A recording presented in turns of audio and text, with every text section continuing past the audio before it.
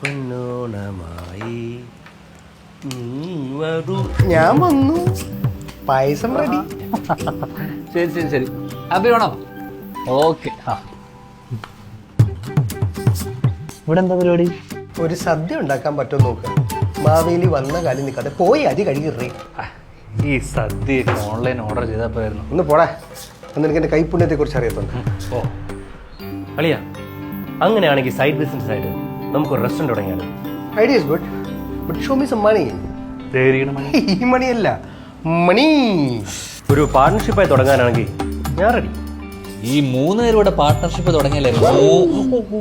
3 4 എന്റെ complete finance, health, wealth, insurance, deposit, transaction എന്ന് വേണ്ട സകലതും പെർഫെക്റ്റ് ആയിട്ട് മാനേജ് ചെയ്യുന്ന ഒരേ ഒരു രാജാവ്, ഒരേ ഒരു പാർട്ട്ണർ.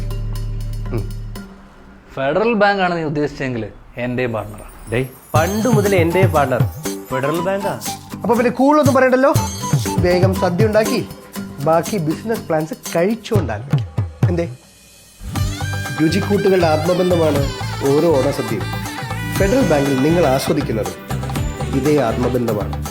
ഏവർക്കും ഫെഡറൽ ബാങ്കിന്റെയും ഞങ്ങളുടെയും ഹൃദയം നിറഞ്ഞ ഓണാശംസകൾ.